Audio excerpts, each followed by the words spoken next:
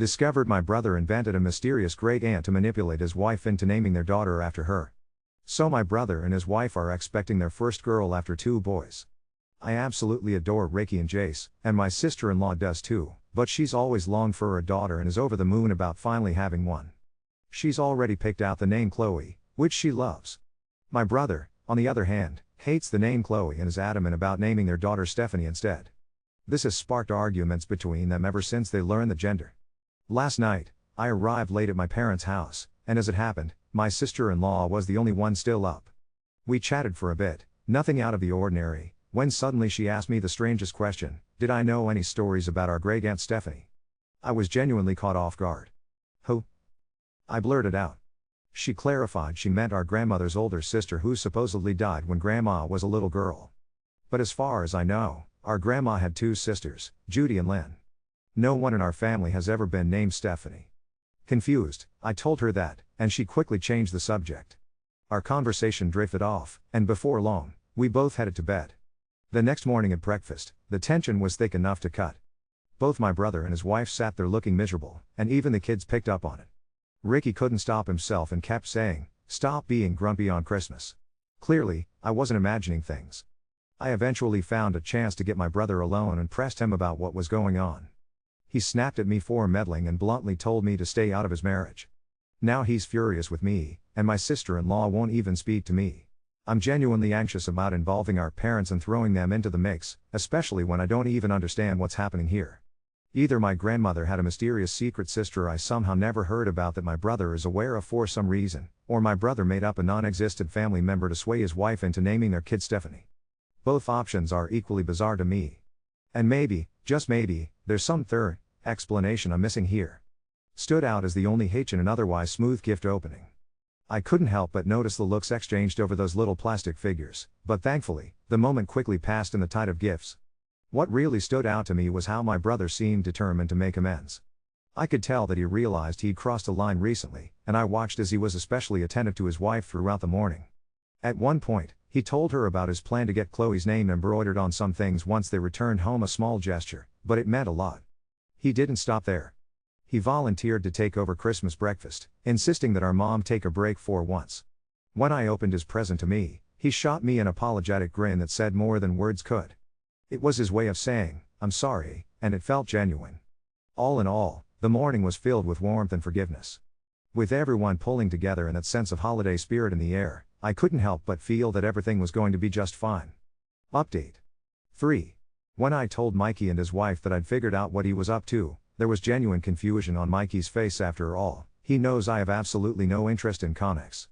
But I didn't leave it at that. I sent them the post that detailed exactly how I pieced it together. Watching Mikey's reaction as he read the comments was almost painful. Embarrassment flooded his face. Mikey has always been the playful one in our family, a guy who adores his kids more than anything and who thinks a good-natured prank makes life entertaining. As a family, we've always tolerated small, harmless white lies if they are in the spirit of a joke. But this was different. What Mikey did wasn't small, it wasn't short-term, and it certainly wasn't harmless. He deeply hurt his wife, and there was nothing playful about that. When we talked about naming their first child, Mikey and his wife recalled those days. Mikey swore, and his wife confirmed it, that he never pushed hard to name their oldest nephew Richard. He'd floated a few names, but she genuinely liked Richard, so that's what they went with. Mikey loves spending time with Ricky, often taking him along to job sites where Ricky gets to play assistant, and they have this adorable thing where Ricky is his psychic. It's genuinely sweet how close they are. But when my sister-in-law got pregnant again, Mikey started down that Robin-themed path all over again. This time, he pushed for the name Jason, because Jason is the next Robin. My sil wasn't as in love with the name, but didn't have a favorite of her own, so she agreed. Mikey never admitted the real reason behind his choice, simply insisting he liked the name. I talked with my sister-in-law, and she told me plainly that she doesn't actually mind the comic book inspiration. She understands what it means to Mikey. Comics just aren't her thing, but she could appreciate the sentimentality. The problem wasn't the comic books, it was the lie by omission. Mikey kept the truth from her, and even though she wouldn't have cared, being denied the chance to object or say no really hurt. What went from omission turned into a flat-out lie when Mikey concocted a fictitious family member to advocate for the next Robin named Stephanie when my sil had her heart set on a baby girl named Chloe. That wasn't a little white lie anymore. That was deliberate manipulation, not a harmless prank.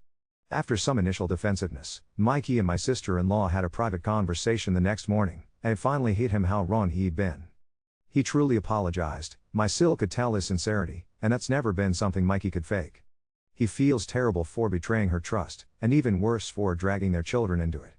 Now, my sil can't even think about the name Chloe, it's tainted, a reminder of their argument and the hurt that came with it.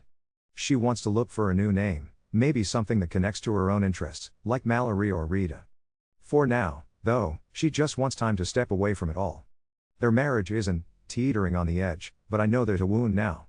Fortunately, Mikey's open admission of fault is helping start the healing process. If there's something everyone should take away from this, it's that mistakes happen to all of us, even in the families that love and laugh the most. True forgiveness is possible, but only if you face what you've done, own up to it, and let the people you love decide how to move forward. Never try to out-trick the people you care about most. Update 4. I started out hoping to make a list of every single female Batman character, possibly even male characters with unisex names or anything Batman related that someone might consider naming a little girl. I found myself lost in a maze of Wikipedia articles, confusion mounting as I tried to keep track. But the deeper I went, the clearer it became. Batman's world is vast, and the list just goes on. Some names I didn't have written down yet popped up, and I was grateful for the additions. But it got more complicated. When you really start looking into it, there are so many factors. Whether you stick to the core characters or branch out across the whole DC universe, things multiply fast.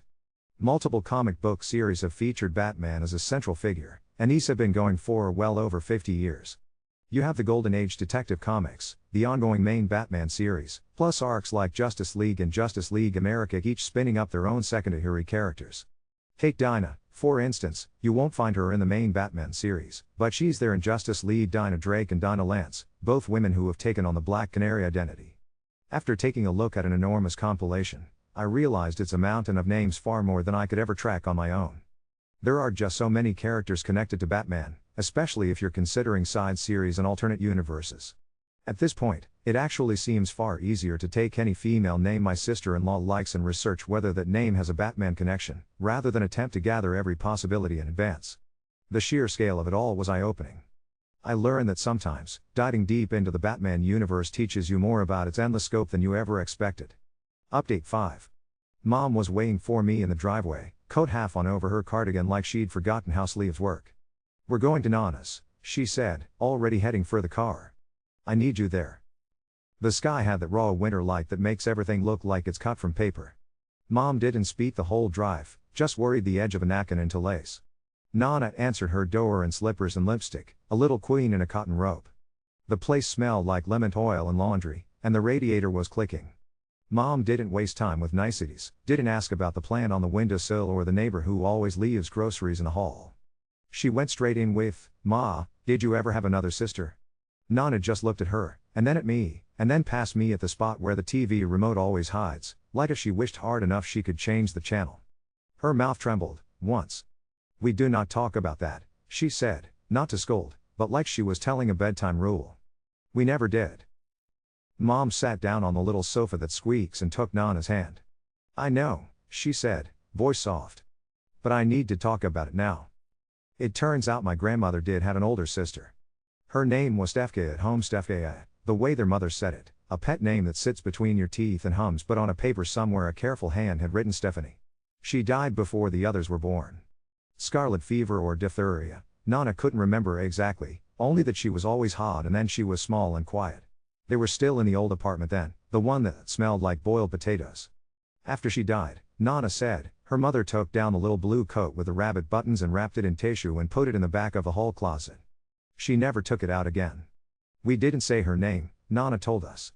Her voice had that thin quaver she gets when the past loosens, then her like a ribbon you can pull and the whole bow comes free.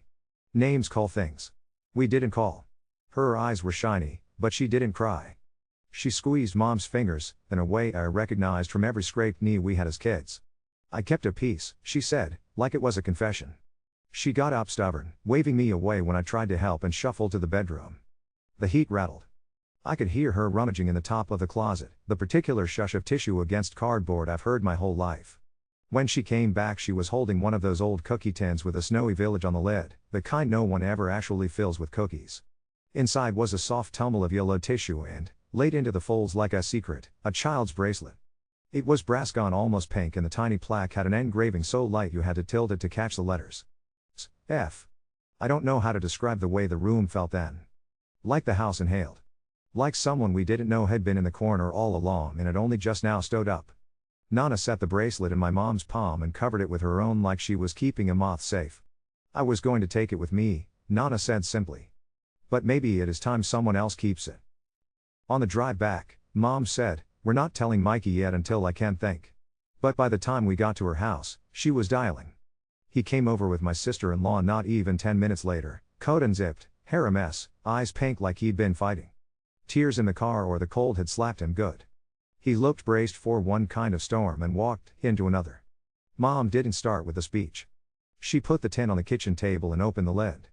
That's all it took. My brother didn't say anything at first. He reached out and then pulled his hand back and then reached out again. When he finally picked up the bracelet, he did it like it would ring if he touched it wrong. He didn't look at any of us. He was just staring at that thin little name and the way it curved.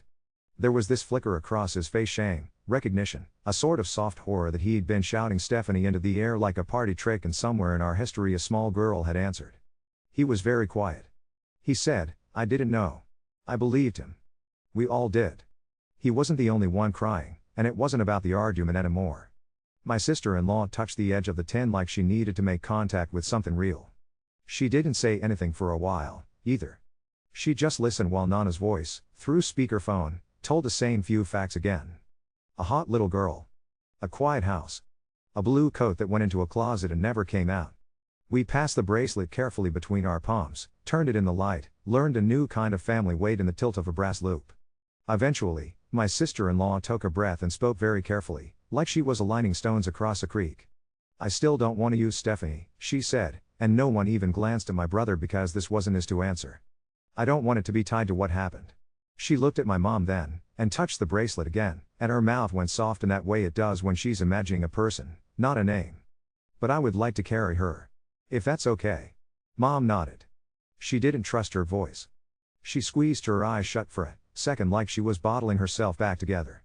So that's where we landed. For now, my niece will have her own first name, chosen clean, and tucked behind it will be a secret we didn't know we had.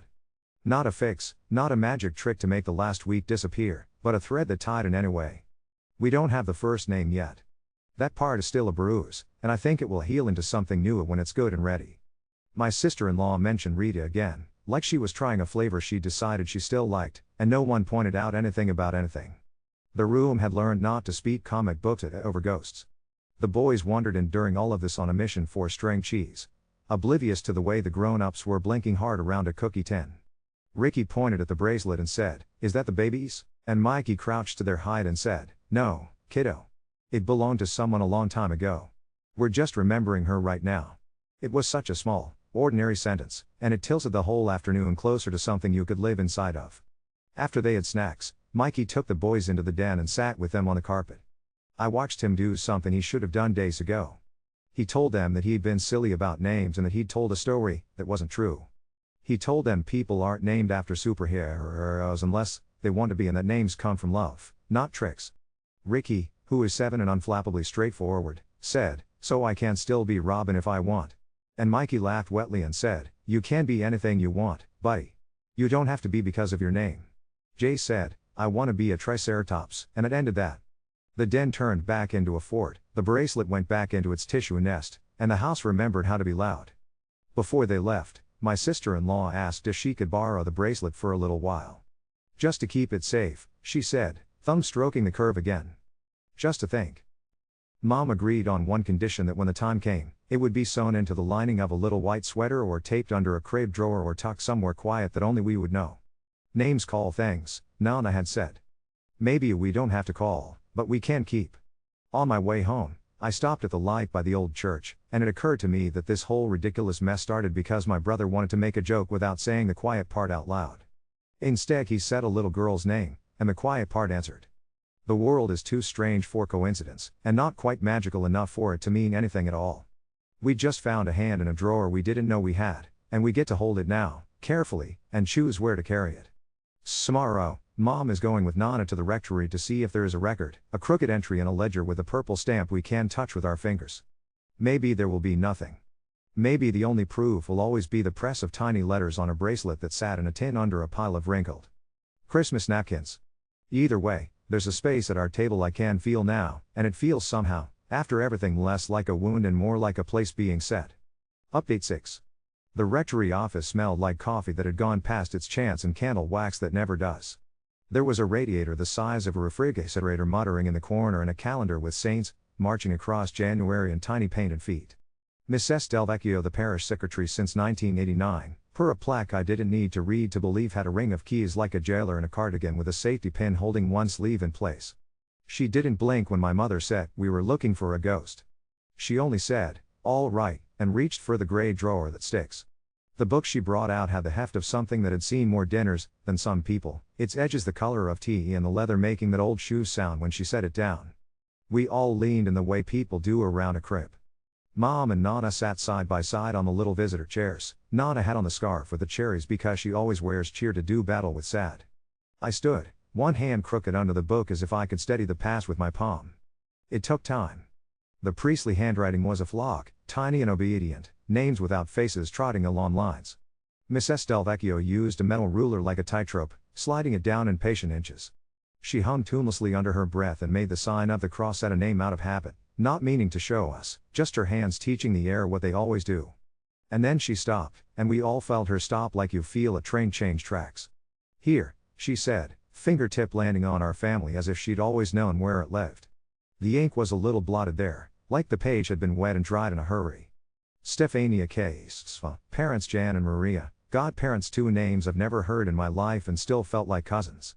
Date, age and months, a tiny cross like an asterisk wearing a hat. And in the margin, a violet oval stamp with letters curling like ribbon, die 22 Mai. The Latin was there in priestly Latin, and next to it, in blue pencil that must have been a tired man's compromise with posterity, someone had written Feast of S. Ria. The room changed temperature. It did the thing it does when a story that's being banged on enough finally unhooks from its hinge and swings open. Nana made that noise we've all made into tea and soup our whole lives, and Mom put one hand flat on the book like it could jump away. Mrs. Delvecchio looked at the way we were looking and pulled a bottle of water out of her bottom drawer and set it on the desk like that might do something useful.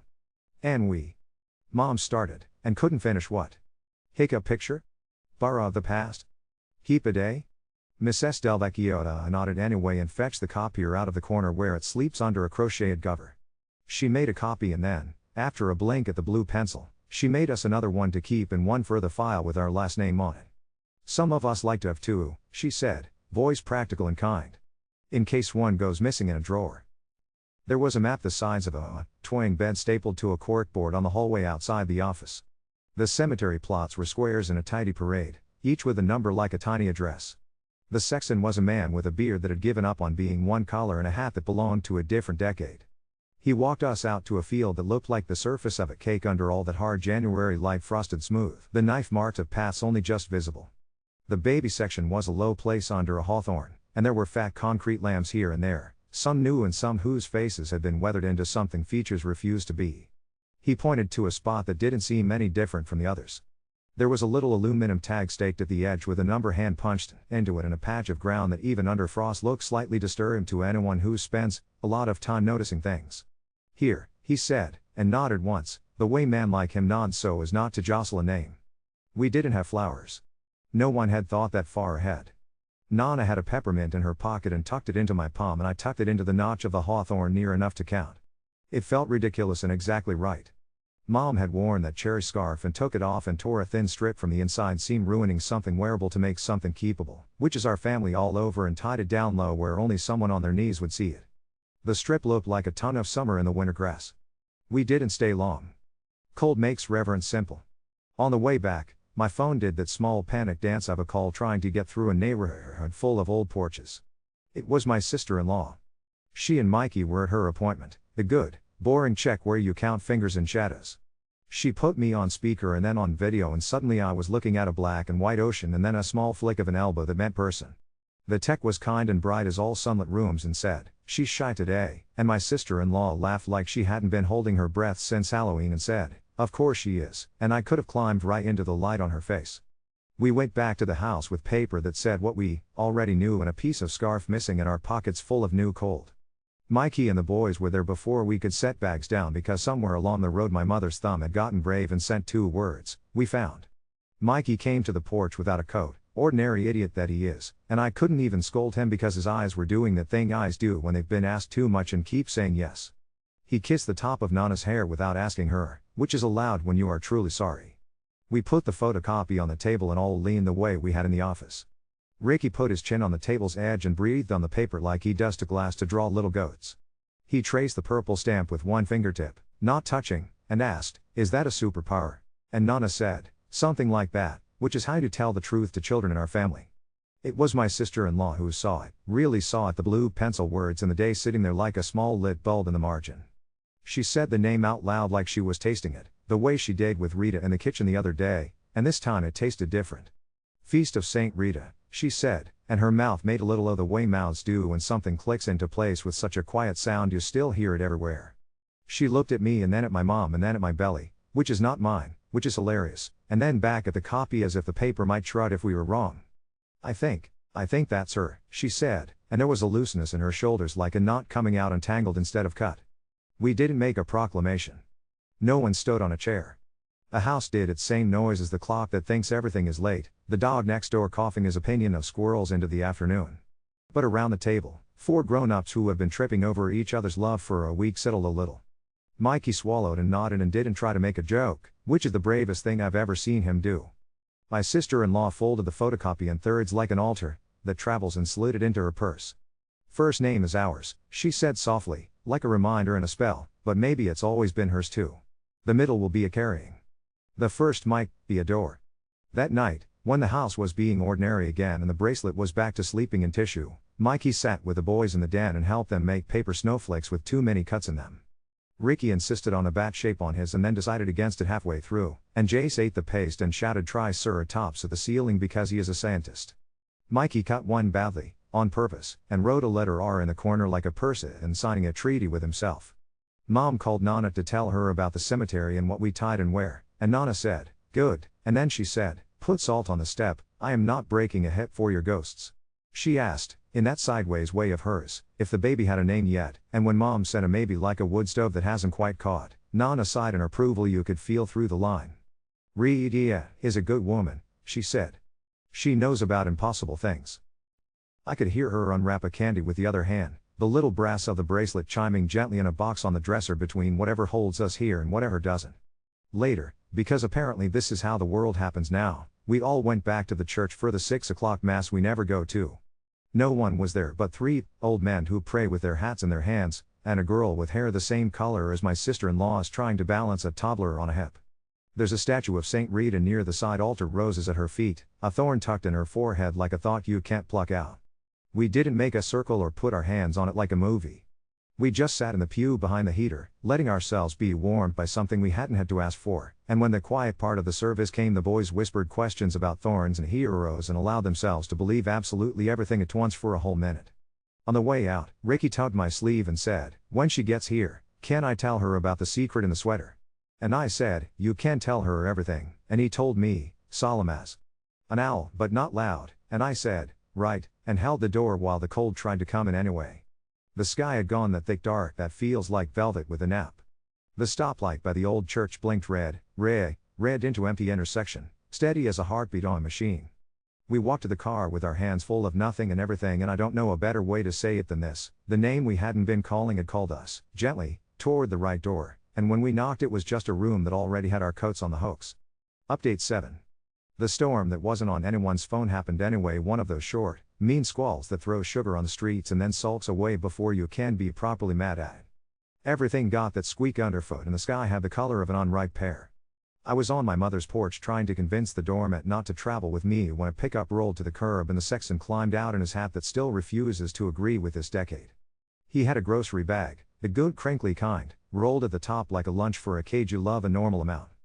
"Been bothering me," he said by way of hello, and thumped his boot on the bottom step like you do to shake off a story. "That little tag. Couldn't leave it. Brought a hand trowel this morning. Scrape sideways, not down." He said it like a prayer, careful and half to the ground.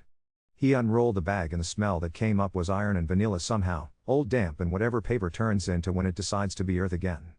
Inside was a metal frame like a picture that forgot its job, oval, the sort you used to see staked at the ends of new graves before families could afford stones. The glass was gone long ago. Tucked into its lip was a ruined card, black print gone to ghost, and behind it someone, once, had folded a bit of wax paper the exact color of onions, to keep the damp out. It hadn't. But in the right tilt of window light, if you held your breath and believed in your own eyes, you could see STEF and then the paper let go. Not a full name. Just enough to be a hand catching a sleeve. Mom didn't say, thank you like a normal person. She went straight to the sink and ran the good dish towel under the cold tap and wrung it exactly twice our family's ridiculous rituals and laid it on the counter and eased the frame down onto it the way you put a feverish baby's head on your palm.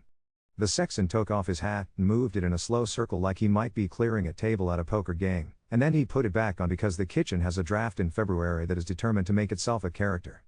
Nana came over in her boots with a fur ruff that makes her look like a lady general and stood over it with her scarf's cherries bobbing in her breath. She didn't touch it. She nodded once to the sexton with all the pomp of a queen meeting a good farmer. It found us, she said, which is exactly the sort of thing she says when she means everything, and also we need to put the kettle on. The boys acted like boys around treasure.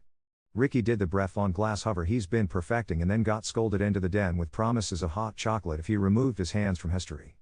Jay said, is it a cookie? Because he is committed to a theme. Mikey ran his fingers around the lip of the metal and then pulled his hand back fast like you do when the ocean unexpectedly remembers it's cold. He didn't make a joke. He checked that my sister-in-law was seeing what we were all seeing and then reached for her waist the way people reach for rails on bad stairs. We went back to the cemetery that afternoon like lunatics with baggage and good intentions. The sun was doing that bright winter lie and the hawthorn had collected the storm sugar on its thorns like candy meant for a more dinshahara's child. We brought a thing to leave this time because we have evidently joined the cult of leaving small things where it hurts in order to feel better. Ricky had painted a flat stone at the kitchen table, a rabbit with ears too long to balance properly, wearing a red scarf because all of us are now scarves. Jace insisted on 3 pebbles for the Triceratops argument, placed in a tiny triangle that would mean nothing to anyone but his future therapist and us.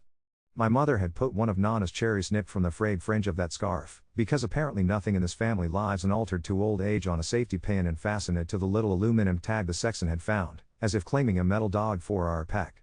There were no lambs bleeding, no violins, thank God. There was just the good thud of our boots and the way a field can be enormous and very small when everybody is looking at the same clump of ground. We tucked the frame in low, not to mark so much as to anchor a little weight where time had not gotten it right the first time. Nana said a Hail Mary by accident and then corrected midstream into the thing she says at every stove fire and lost envelope and tight day, okay now, like instruction and blessing and plea. On the way back, because life will always slide a neon sign in front of your grief in case you were getting used to the color gray, we stopped for milk and came out with milk and a plastic sleeve of grocery store flowers that didn't know what season it was. They were violets, of course they were not, the Bogia doesn't carry violets in February. They were Mum's dyed the wrong purple with chemicals that make your fingers forget their own names. And yet, in the parking lot, with our breath marching in comic strip squiggles from our mouths, my sister-in-law held them up, all that ridiculous purple against all that winter, and laughed in a startled, private way. I think I have to tell you, she said, and her voice did the thing where a secret and a relief hold hands so they don't trip. I brought my hoop to the appointment. I've been making little stitches while we wait. The nurse says it calms the heart rate, which I'm pretty sure is true for me in the machine. She was very interested, suddenly, in her own men. I practiced to see how the letters would sit, if they would behave. She pulled a little square of muslin from her pocket, the cheap kind with a warp and weft like a fence you can't see. There it was, worked in violet thread so light the word only came clear in a tilt, the name. It looked both new and like something you've seen written on a lunchbox so many times your bones know it. Violet. It wasn't a proclamation. There were no balloons and trunks or glitter to vacuum off a life. It felt like when you've been calling a room the blue one for years and realize, one ordinary afternoon, that it is cornflower, actually, and you've always known that in your hands. Mikey sucked in his bottom lip and let it go, a stupid little tell from childhood he hasn't outgrown, and nodded, just once. It's good, he said with a steadiness I don't always see in him, and then because he is him and also trying, he added, no capes, and my mother let out a breath that had been owed to some Tuesday in 1999. We went to Mrs. Nowak's the next day because the world is a string of old women who know how to put a line through fabric and make it mean don't you dare. She lives 2 houses down from Nana in a bungalow that still thinks it is 1974 and smells like boiled coffee and lemon dish soap, and there are saints in every room keeping very firm track of who sits where. She took the bracelet in her small, iron hands and weighed it with her fingertip the way you test peaches. Not in the sweater hem, she declared, already rearranging the footstools. You want it to lie flat and be a secret, but not an invitation to teeth. We make a little pocket here. She tapped the inside of a white cardigan my mother had bought on clearance and forgotten to pretend she didn't smear tears on in the car. We will baste with red, always red for finding, and close with white. A secret with a handle. She winked at Ricky as if he were in on this espionage. He handed her the rabbit rock like tribute to a queen, which, in fairness, was correct. We sat listening to the clip-clip of her scissors and the tick-tick of a clock that thinks all times are equally important. The radio in her kitchen played a polka and then a commercial for tires, and then, like a programming mistake or mercy, a man's voice reading the community calendar in the flattest voice I have ever heard. St. Rita Society Bakes fundraiser, Friday, 5 to 8.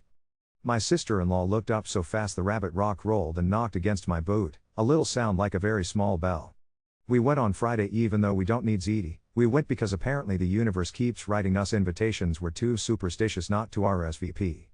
The parish hall had the holy trifecta of church basements, spaghetti steam, industrial coffee, and the echo of children who have not yet discovered the concept of whispering. There was an old woman with lipstick doing tickets at the door and a teenage boy with a ladle as big as his head taking his job in a way that will make him a good manager one day. The banner over the folding tables was hand-lettered and the E and Rita had gone a bit tipsy. On the raffle table sat baskets of things absolutely no one needs and absolutely all of us love: tea towels with jokes, a plug-in candle that looks like a little prison for light, a gift certificate to a hair place called Sheer Madness that I will be repeating to myself for weeks. In the corner, as if it had grown there was a small statue of St. Rita cut out of wood, faux playing, with a rose painted flat at her feet. No thorn in her forehead on this version. Just a little face, looking the way everyone looks right before they remember what they were going to say. A woman with a name tag that said Teresa and a beehive that defied February came over and said, I heard, like hearsay, had been doing good work. She didn't mean the internet. She meant the priest, or Mrs. Del Vecchio, or the bees that when they love a sweet thing tell every other bee in particular. My nana was godmother to a Stefania once, she said, and pulled a rubber-banded packet of photocopies from the void that exists in all older Italian women's purses where other people keep lint. There was a picture grainy, of course. This is not a movie of a winter sidewalk and a mother in a hat that looks like a question and on a child's arm that stupidly familiar rabbit button coat. The rabbits were not shaped right, as if the person who made the buttons had never truly met one, but the ears, my God, the ears. Someone had written on the back in fountain pen that had bled like a tongue, Blue Coat Maria's little one. Teresa thump, the picture with one finger. She was always hot, she said absently, eyes still on the page, and I felt the parish hall rotate in my ribs. We were all very quiet in that too loud room. We gave $5 for the picture even though she hadn't asked us for anything because you always pay the ferryman even if he waves you on, and then we sat at a table and ate ziti so hot it made our eyes run and talked about nothing important until we were full of food, and noise and the kind of relief that never announces itself. On the way out, the lipstick lady pressed a Saint Car into my sister-in-law's palm like a tip. 4 hard things, she said, and her mouth made the shape old mouths make when their teeth are new. On the back, in purple pen, someone had written call me if she comes and may we know a thing or two, and a phone number with a 5s like hope thumbs.